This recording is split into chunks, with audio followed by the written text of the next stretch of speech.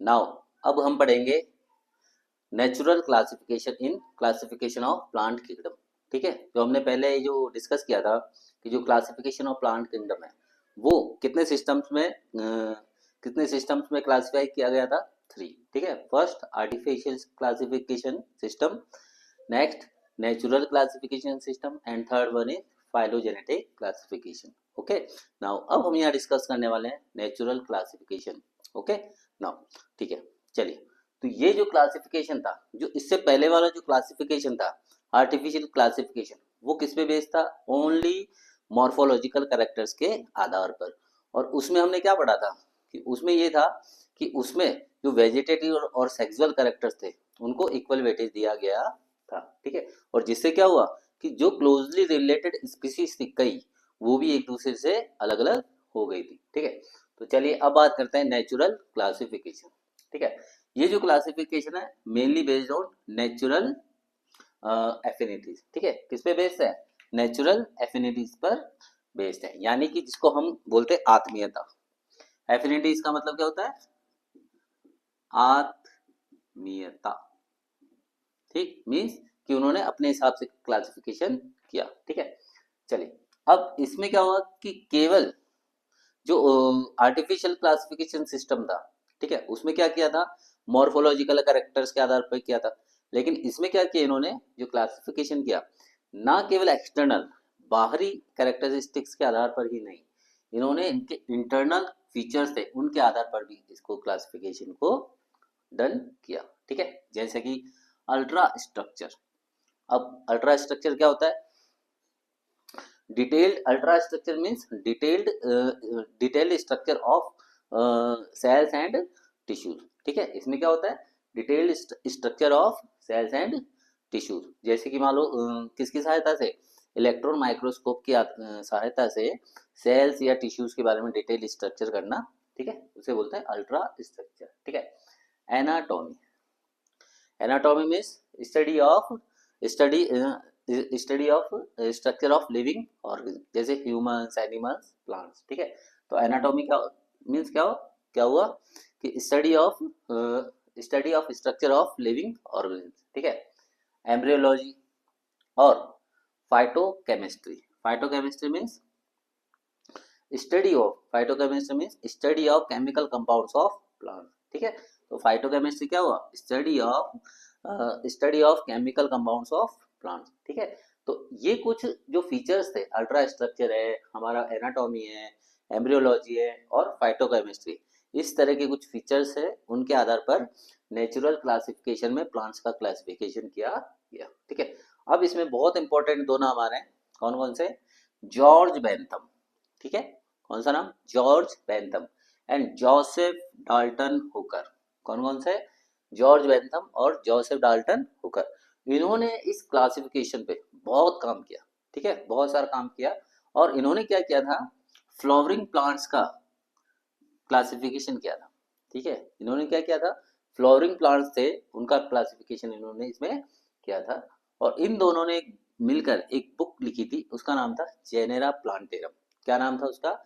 Genera plantarum. ठीक है, और इस बुक के अंदर इन्होंने क्या किया था कि जो स्पर्मेटोफाइटा थे, स्पर्मेटोफाइटा यानी सीडेड प्लांट्स, स्पर्मेटोफाइटा को हम फेनेरोगैम्स भी बोलते हैं। क्या बोलते हैं?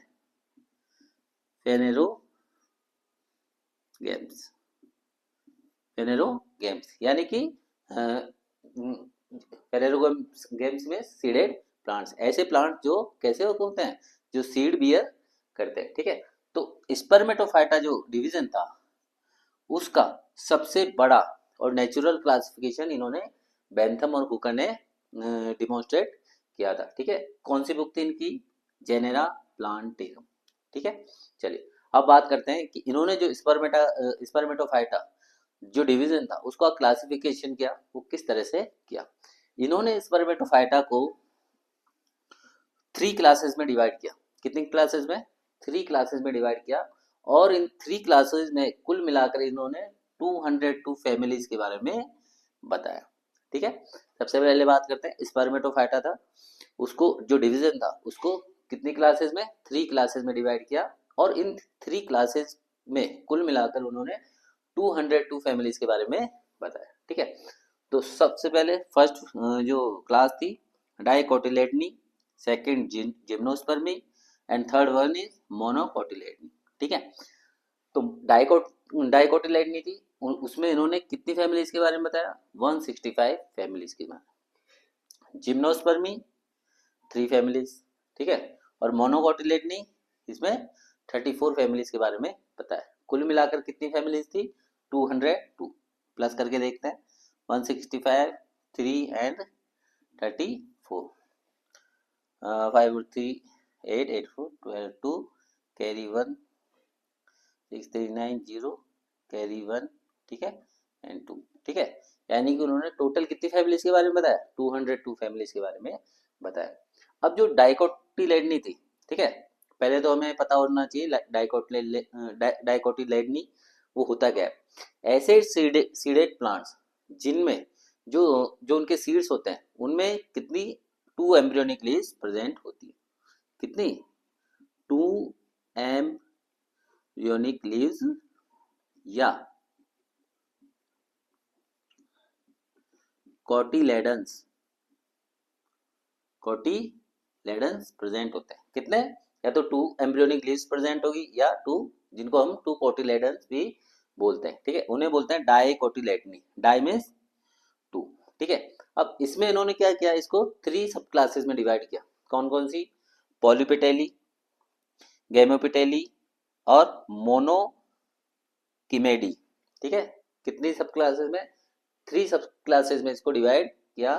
पॉलीपेटेली मीन्स इसके जो पेटल्स होते हैं या तो पूरे कैसे होते हैं, बिल्कुल कैसे होते हैं, बिल्कुल फ्री होते हैं, या फिर अगर जुड़े भी होंगे तो बिल्कुल नीचे से थोड़े से बहुत जुड़े हो सकते हैं। इसमें कितनी फैमिलीज इंक्लूड थी? 84। कितने? 84। इसके बाद गैमोपेटली। गैमोपेटली मतलब इसमें क्या थे, जो पेटल्स थे वो आपस में फ्यूज थे, और इसमें इन्होंने कितनी फैमिलीज को इंक्लूड किया? 45। ठीक है, कितनी फैमिलीज को इंक्लूड किया? 45। इसके बाद एक था मोनोकिमेडी। इसमें कितनी फैमिलीज थी? 36। ठीक है, 84, 45 और 36। ठीक है, अब मोनोगैमेटी भी कैसे थे? इसमें जो पेटल्स और सेपल्स थे आर नॉट डिस्टिंक्ट, यानी अलग अलग नहीं थे। ठीक है, या दिखते ही नहीं थे, या फिर अलग अलग हम उनको डिस्टिंग्विश नहीं कर सकते थे। ठीक है, अब बात करते हैं जिम्नोस्पर्म।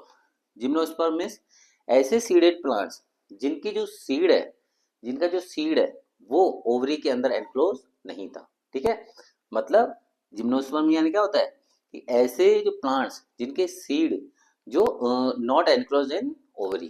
ठीक है, अब इसमें देखो कितनी इसमें इसको भी 3 क्लासेस में डिवाइड किया। इसको इसको इसको भी 3 सब क्लासेस में डिवाइड किया गया। ठीक है, जैसे सॉरी सब क्लासेस नहीं, सॉरी फैमिलीज। ठीक है, जो जिम्नोस्पर्मी है उसके अंदर 3 फैमिलीज को इंक्लूड किया गया, साइकेडेसी, कॉनिफरेसी और नीटेसी। ठीक है, कौन सी फैमिलीज थी इसके अंदर? 3, साइकेडेसी, कॉनिफरेसी और नीटेसी। ठीक है, अब बात करते हैं monocotyledonae. Mono means 1। Mono means क्या होता है? 1। इसके अंदर जो सीड थे उनके अंदर केवल एक ही कोटिलेडन था। ठीक है, कितना कोटिलेडन था? एक ही कोटिलेडन था। ठीक है, तो स्पर्मेटोफाइटा जो डिवीजन था उसको 3 क्लासेस में डिवाइड किया गया। ठीक है, 3 क्लासेस में टोटल कितनी फैमिलीज थी? 202। ठीक है, तो ये था क्लासिफिकेशन जो किसने दिया था? बेंथम एंड हुकर ने। ठीक है, अब जो इनका क्लासिफिकेशन था इसकी कुछ मेरिट्स भी थी और साथ में डिमेरिट्स भी थी। ठीक है, तो वो भी हम एक बार पढ़ लेते हैं। मेरिट्स, इसकी मेरिट क्या थी? ये जो क्लासिफिकेशन था mainly based on floral characters, यानी फ्लावर के जो कैरेक्टर्स थे उनके आधार पर बेस्ड था। ठीक है, इसके अलावा जो ये क्लासिफिकेशन था सिंपलेस्ट क्लासिफिकेशन था। कैसा था?